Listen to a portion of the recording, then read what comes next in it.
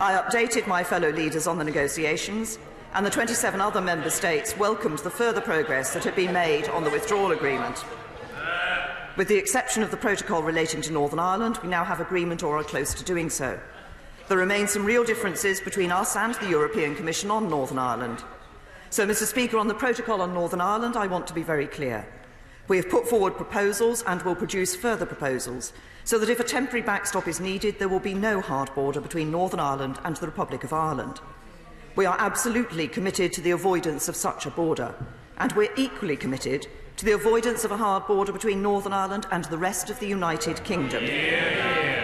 Northern Ireland is an integral part of our country, and we will never accept the imposition of a border within our United Kingdom.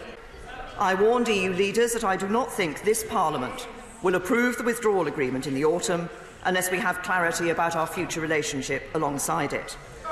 There are, however, some disturbing reports in parts of the press that the government may have in mind some proposals for some form of legal re-entry into a form of European unity of some description, for example in the context of the EEA.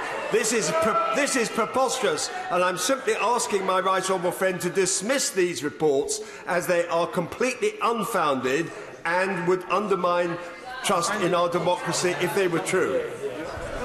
Prime Minister. Say to my honourable friend that in relation to the point that he makes about the EEA, I've been clear from the start that is one of the things that the European Commission had suggested was on the table. The EEA is not right because the EEA would not, and particularly in the form that the European Commission has proposed it, would not deliver on the vote of the referendum and the vote of the British people.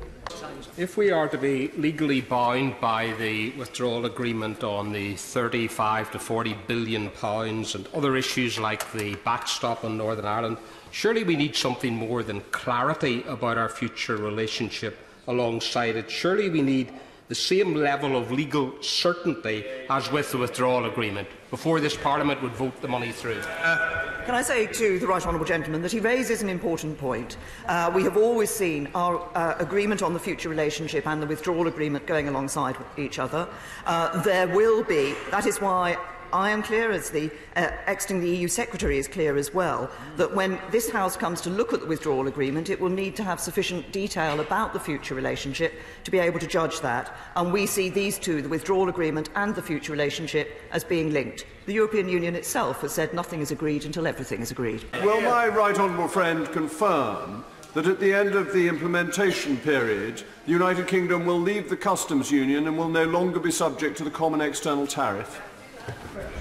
Can I say to my honourable friend that we are going to be leaving the customs union? We have, of course, as he will be well aware, set out the alternative proposal for the backstop in relation to Northern Ireland, the situation in Northern Ireland and Ireland, which would come into play were it the case that there was any delay in putting our future customs relationship into full operation, into place. I am very clear that we should be doing everything that we can to ensure that at the end of December 2020 we are able to see our future relationship in place, our future customs relationship in place, such that that backstop is not necessary.